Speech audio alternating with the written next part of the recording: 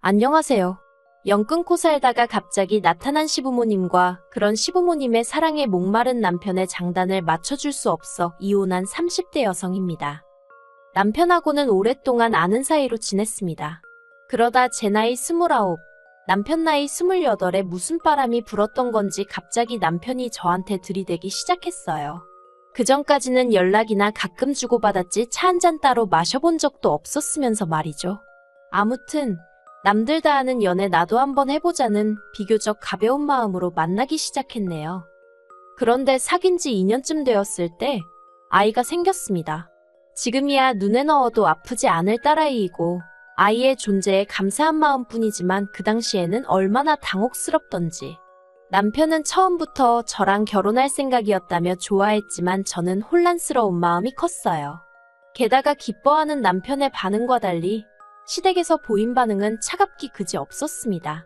여자가 몸가짐을 어떻게 하고 다녔으면 그렇게 애가 쉽게 생기냐는 충격적인 발언도 서슴지 않으셨죠. 그리고 제가 남편보다 1살 연상이라는 사실도 마음에 안 든다 하셨어요. 여자 나이가 많아서 멀쩡한 애나 나오겠냐 하시면서요. 그래서 결국 임신 사실을 알고 2달쯤 됐을 때 남편에게 제가 아이는 지우겠다고 헤어지자고 했습니다. 그런데 남편이 제발 자기만 믿고 따라와 줄 수는 없겠냐며 제 앞에서 무릎을 꿇고 엉엉 울더라고요. 뿐만 아니라 저 몰래 친정부모님을 만나서도 자기가 지금부터 저와 뱃속의 아이를 위해서는 뭐든지 할 테니 제발 장인장모님이라도 저희 편이 되어주시면 안 되겠냐고 통사정을 하더래요. 그래서 결국 시부모님의 반대에도 불구하고 저희는 부부의 연을 맺었습니다. 참고로 어머님은 식장의 끝끝내 모습을 보이지도 않으셨고요. 그래서 이후로 한동안 시댁과는 연을 끊고 지냈습니다. 저희가 신혼여행에서 돌아와 시댁에 인사를 드리러 갔을 때도 문전박대를 하셨고 아이 출산이 임박하여 연락을 드렸을 때도 관심 없다 하셨으니까요. 그리고 매번 그런 상황을 맞닥뜨리니 어느 순간부턴 더 이상 뭘 어떻게 얼마나 노력을 해야 할지 모르겠대요. 그래서 솔직히 언젠가부턴 에라 모르겠다 될 대로 되겠지 않은 심정으로 내버려뒀습니다. 남편도 처음에는 매번 돌아오는 시부모님의 냉랭한 반응에 힘들어하는 눈치였지만 언젠가부턴 저와 마찬가지로 마음을 접은 듯 했고요. 그리고 까놓고 말해서 시부모님의 부재에도 불구하고 저희 일상에는 아무런 지장이 없었던 게 사실이에요. 게다가 친정부모님께서 아이에게 워낙 큰 사랑과 지원을 해주셔서 아이가 조부모의 사랑을 모르고 자란 것도 아니었고요. 그런데 그런 시부모님한테 연락이 온 건 저희 아이가 4살이 되던 해였습니다. 모르는 번호로 전화가 걸려와 무심코 받았는데 어머님이셨어요. 목소리 들은 지가 워낙에 오래돼 처음엔 누군지 감도 안 오대요. 그런데 어머님이 스스로 누구누구 엄마라고 소리를 빽 지르시고 나서야 아 어머님이시구나 싶었죠. 사실 살면서 어머님 아버님 생각을 많이 자주 한 것은 아니었지만 우연이라도 마주치게 되면 어떻게 첫마디를 건네야 할까 하고 이런저런 상상을 가끔 하곤 했었는데 갑자기 어머님과 이야기를 나누게 되니 그간의 생각들은 온데간데 없이 사라지고 순간 정신이 멍해지는 듯 했습니다. 하지만 이내 잘 지내셨냐 어쩐 일로 연락을 다 주셨냐 물었네요. 어머님의 목소리는 긴장은커녕 예전과 다름없이 날카롭고 냉랭했습니다. 그리고 꺼내신 첫 마디가 먹고 살만하냐는 거였어요. 당시 저희 남편은 친정아버지 회사에서 일을 배우고 있었고 저는 프리랜서 작가로 일했거든요. 벌이는 둘이 먹고 사는 데는 충분한 수준이었고요. 그래서 제가 나쁘지 않아요라고 대답을 했더니 어머님은 잘났다 하시며 빈정거리시는 거예요. 정말 변한 게 하나도 없으셨지요. 그리고 며칠 뒤 어머님한테 또다시 연락이 왔습니다. 그리고 그 내용은 간단명료했어요. 이제껏 아주버님이 생활비를 주셨는데 이제 못 준다고 하니 저희더러 내놓으라고요. 지난 몇 년 동안 형 혼자 자식 노릇하느라 고생했으니 이젠 네가 좀 해야 하지 않겠냐는 거였죠. 남편은 마음이 복잡해 보였습니다. 몇 년 만에 연락을 해온 시부모님이 고작 돈 때문에 연락을 했다는 사실에 충격을 받은 것 같기도 했고 한편으론 그런 시부모님이 안쓰러운 모양이었어요. 하지만 제가 무슨 말을 어떻게 해줘야 할지 도통 감이 오질 않았습니다. 아무 일도 없었던 듯이 어머님과 웃으며 잘 지낼 자신도 없었고 심란해하는 남편을 달래줄 만큼 제가 통이 큰 사람도 아니었거든요. 그래서 어느 쪽으로든 남편이 생각이 정리되면 말을 하겠지 하고는 기다렸어요. 그랬더니 한 일주일 만에 한다는 말이 자기도 남들처럼 지내고 싶답니다. 제가 친정 식구들과 잘 지내는 것처럼 자기도 그렇게 지내고 싶다고요. 그리고 저는 그 말이 마치 부모님 생활비를 보태드리고 싶다로 들렸던 게 사실이에요. 그래서 그러라 했습니다. 당신이 해드리고 싶은 대로 해드리라고요. 솔직히 저를 반대하시던 어머님의 표정, 말투 그리고 그날의 공기까지 잊은 줄 알았는데, 잊고 살고 있다고 생각했는데 어머님하고 통화를 하는 순간 모든 게 되살아났거든요. 그러면서 마음이 무척이나 괴로웠죠. 하지만 그런 건 저 혼자 감당하기로 하고 남편 마음이라도 편하게 해주자. 결국 그렇게 제 나름대로 남편에게 양보하고 배려를 했던 겁니다. 그래서 시댁하고 왕래를 하고 살게 된 거죠. 하지만 없는 거나 마찬가지였던 시댁이라 그런 건지 날이 갈수록 힘에 부친다는 게 어떤 건지 실감이 나더라고요. 특히나 어머님 아버님은 물론이고 아주버님까지 이런저런 부탁을 해올 때면 정말 내가 이런 것까지 들어줘야 하나 싶을 정도로요. 한편 저희 부부는 처음 결혼할 때는 아파트에 살았지만 얼마 지나지 않아 주택으로 이사를 했습니다. 이사를 하게 된 이유는 여러 가지가 있었지만 일단 딸애가 아토피가 있었고 남편이 다니던 회사에서 해고를 당했거든요. 그런데 업계가 워낙 좁다 보니 소문도 좋질 않아서 재취업이 쉽지가 않대요. 그리고 그 사실을 알게 되신 친정아버지가 남편을 걷어주셨습니다. 그리고 친정아버지가 운영하시던 공장은 서울에 있지 않았거든요. 그래서 친정아버지 공장에서 멀지 않으면서 아이가 자라기에 불편하지 않을 정도의 동네를 골라 작은 집을 지었습니다. 2층짜리 주택으로 손녀를 위한 거라며 친정아버지가 목돈을 보태주셨고 이후로는 벽지 하나 장판 하나 제 손길이 미치지 않은 곳이 없었을 만큼 공을 들여 지은 집이었지요. 그런데 어머님과의 연락 이후로 얼마간 흘렀을 때였어요. 어머님이 대뜸 집은 언제 보여줄 거냐 물으셨는데 솔직히 저는 집까지 공개할 만큼은 마음의 준비가 되어 있지 않은 상황이었거든요. 하지만 남편은 달랐던 모양입니다. 뭐랄까, 나름대로 인정을 받고 싶은 눈치였죠. 그리고 그래서인지 남편은 우리가 얼마나 열심히 살았는지 보란듯이 보여주자면서 저를 설득하려 들대요. 그리고 결국 그렇게 시부모님이 저희 집에 오셨습니다. 아주버님네 식구들까지 전부 다 대동하고 말이에요. 그런데 어쩜 아무리 아들 집이라지만 엄연히 남의 집인데 그래도 그렇지 누구 한 명 뭐 하나 사들고 온 사람이 없었습니다. 저는 그래도 나름대로 시댁 식구들이 온다는 생각에 마음이 쓰여서 이것저것 음식도 만들어두고 한 상황이었는데 말이죠. 게다가 다들 짝이라도 한 건지 빈손으로 와서는 집안은 또 어찌나 꼼꼼히 둘러보는지 누가 보면 저희 집 사러 온 줄 알겠더라니까요. 그래도 좋은 게 좋은 거다 생각하고 싫은 티 내지 않고 있었어요. 그리고 식사를 하면서 이런저런 이야기를 나누게 되었는데요. 어머님이 대뜸 이 집은 누가 샀냐, 누구 명의로 되어 있냐 그런 걸 물어보시더라고요. 그리고 저는 제 명의로 되어 있지만 친정아버지가 많이 도와주셨다고 대답하려고 했어요. 그게 사실이었으니까요. 그런데 남편이 자기 명의고 자기가 번 돈으로 샀다고 그러는 겁니다. 깜짝 놀랐어요. 생전 거짓말이라곤 못하는 사람인 줄 알았는데 아무렇지도 않게 그런 소리를 해서요. 하지만 이내 그래 어머님 아버님 앞이라 잘 보이고 싶어서 그러나 보다 하곤 별말은 안 했습니다. 그리고 이후로 어머님이 남편한테 직장 다니는 건 어떻냐 이런저런 이야기를 물어보시면서 하시는 말씀이 아무리 사위라도 사위는 백년손님이니 친정부모님이 막대하지 못하게 하라나요. 그래서 이때는 제가 아무리 사위라도 직장에서는 부하 직원이니 제가 친정부모님께 뭐라 말씀드릴 게 못 된다고 한마디 했고요.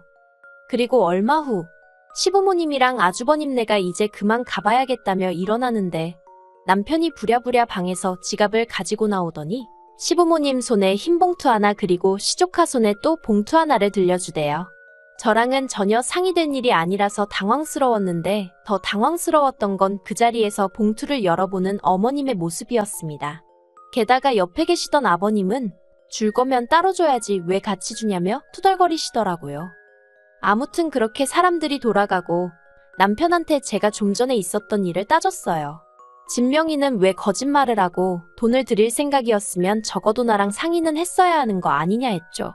그랬더니 남편이 하는 말이 몇 년 만에 연락된 가족들인데 아들이 자기 명의로 된 집 하나 없다고 하면 얼마나 한심하게 보겠냐입니다. 그리고 용돈은 몇 년 동안 자식 노릇도 못했는데 한 번 드릴 수도 있는 거지 뭘 그런 걸 따지냐고요. 어이가 없었죠.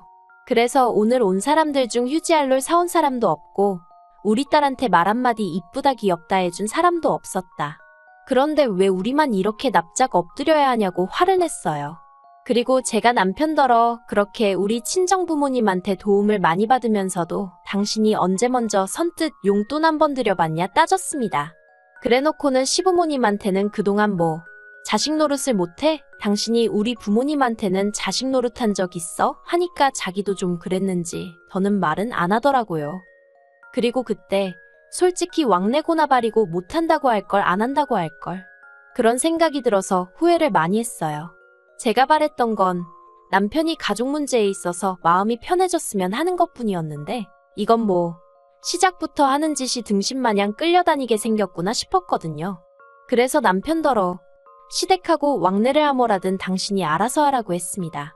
나는 사람들이 말하는 며느리돌이 딱 거기까지만 하겠다 했죠.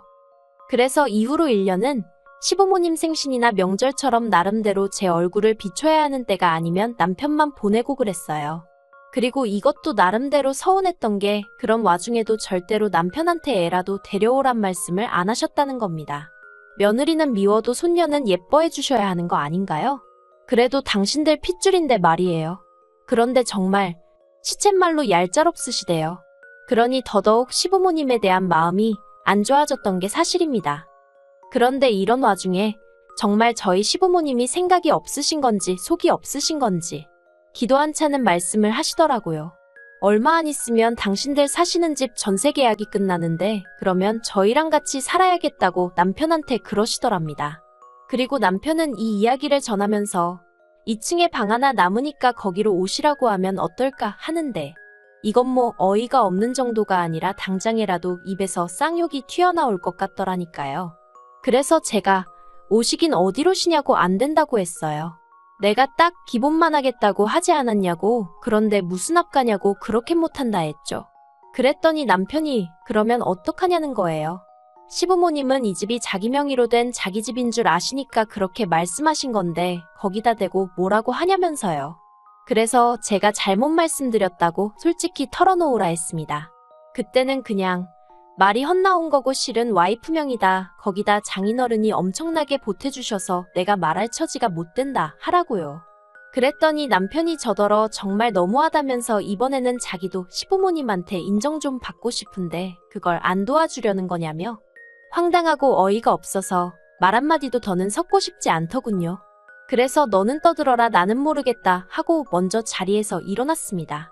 그리고는 딱 한마디만 덧붙였어요. 어머님 아버님이 여기 이사 들어오시는 날이 당신이랑 나랑 이혼도장 찍는 날인 줄 알라고요. 그런데 남편은 제 말을 귓등으로 들은 건지 올 4월이었습니다. 그 무렵에는 어쩔 수 없이 일 때문에 서울에 나갔다 와야 하는 상황이 몇 번 있었거든요. 그리고 그날도 일 때문에 이른 아침부터 점심 무렵까지 서울에서 약속이 빼곡히 차 있었어요. 그래서 딸애는 전날 친정어머니께 맡기고 새벽 5시 반에 집을 나섰죠. 그런데 점심 약속이 캔슬이 되면서 생각보다 일찍 일정이 마무리되었습니다. 일에 시달려서인지 오로지 빨리 집에 가고 싶은 마음뿐이라 평소라면 바깥 구경도 할 겸 버스를 탈 건데 택시를 탔어요. 그리고 거의 집에 다 도착했을 때쯤 저는 생각지도 못한 광경을 보게 되었습니다. 집 앞에 웬 이삿짐 차량이 와 있었고 보아하니 이제 막 짐을 내리기 시작한 듯 하더라고요. 그리고 그 앞에는 뭔가를 지시하는 저희 남편과 시부모님이 계셨죠. 순간 남편과 눈이 마주쳤는데 남편이 화들짝 놀라는 게 저는 신발이 벗겨지는 줄도 모르고 뛰어가 들고 있던 핸드백으로 남편을 후려쳐버렸습니다. 그리고는 지금 이게 무슨 상황이냐고 냅다 소리를 질렀네요. 그랬더니 어머님이 제 머리채를 잡으시곤 이게 미쳤냐며 뭐하는 짓이냐입니다. 그리고 솔직히 저도 머리채가 잡혔으니 아팠을 거 아니에요. 그러니 본능적으로 어머님을 밀치듯 떼어냈어요. 그러자 이번엔 다시 남편이 저더러 진정 좀 하라며. 그래서 제가 이삿짐 센터 직원들한테 이거 지금 이 집으로 이사 들어가는 거냐니까 그렇답니다. 어이가 없어서 내가 집주인이라고 오늘 여기 이사 계획 없다고 했죠. 그러자 직원들도 분위기가 이상하단 걸 알아챘는지 어수선해지더니 그럼 이거 다 어떡하냐입니다. 그래서 가지고 온 주소로 돌려보내던지 알아서 하라고 했어요. 아무튼 내 집에는 못 들인다고요. 그리고는 남편더러 내 말이 우습냐고 했습니다. 어머님 아버님 모시고 오는 날 이혼이라고 하는 게 농담인 줄 알았냐고요. 그런데 그런 상황 속에서도 어머님은 저더러 네가 뭔데 내 아들 집에 내가 들어간다는데 난리냐며 저더러 꺼지라는 거예요. 그래서 제가 어머님더러 아드님이 말 안 하더냐고 이 집 제 집이라 했어요. 저희 친정아버지가 무지막지하게 도와주셔서 산 제 집이라고요. 그랬더니 남편이 저더러 입 조심하라면서 악을 쓰대요. 그리고는 뭐라더라. 집만 제 명의일 뿐이지 자기 지분이 왜 없냐입니다. 부부간의 명의가 무슨 소용이냐면서요. 자기도 자기 주장할 권리가 있다나 어떻다나. 말 같지도 않은 소리를 신나게 떠들더라고요. 그래서 또 너는 떠들어라 하고 내버려두곤 대문 잠궈버렸어요. 그리고는 경찰 부르기 전에 전부 다 눈앞에서 사라지라 했죠. 그런데 이후로 어머님 아버님은 결국 그 짐을 다 싣고 아주버님네로 가셨는데 이제 아주버님 처 그러니까 형님이 난리가 났던 모양이에요. 남편 말이 저 때문에 그 집도 지금 이혼한다 소리가 나왔다며 형수가 저를 가만 안 둔다고 벼르고 있다나요? 그래서 저도 자기가 가만 안 두면 별 수 있냐 받아쳤어요. 그러자 남편이 한다는 말이 언제까지 어머님 아버님한테 그렇게 꽁에 있을 거냐입니다. 세월도 흘렀고 이제 우리도 자식돌이 하면서 살아야 할 것 아니냐면서. 그래서 받은 사랑이 없는데 도리는 못하러 해야 하는지 모르겠다고 했네요. 막말로 당신이야 어머님 아버님이 낳아주고 키워주시기라도 했지. 나는 돈 1,000원 받아본 것도 없고 그렇다고 며느리로 인정을 받은 것도 아닌데 내가 이제 와서 뭐가 아쉽다고 그러겠느냐고요. 그리고는 남편더러 그렇게 아들 노릇하고 싶으면 내 남편 노릇, 당신 딸 아빠 노릇은 포기하라니까. 그러겠답니다. 솔직히 이때는 저도 충격이 컸어요. 남편 노릇이야 홧김에 때려친다 해도 어떻게 아빠 노릇도 그만두겠다고 하는 건지. 하지만 뭐 늦게라도 효자 아들이 되고 싶다는데 제가 무슨 수로 말리나 싶대요. 그래서 깔끔하게 협의 이혼했고 모든 게 마무리가 되자 친정아버지가 남편을 해고하셨습니다. 남편이 저희 아버지더러 장인어른은 공과사도 구분을 못하시냐 악을 썼는데 저희 친정아버지가 공과사고나 바리고 내 딸 가슴에 대못질한 놈한테는 10원짜리 하나도 아깝다며 막말로 너가 무슨 잘난 인재도 아닌데 내가 너깟 거를 왜 데리고 있어야 하냐고 듣자 하니 아주 자존심을 갈기갈기 찢어놓으셨더라고요. 어휴, 이제 지 밥벌이도 못할 텐데 효자 노릇은 무슨 수로 하려나 궁금하네요.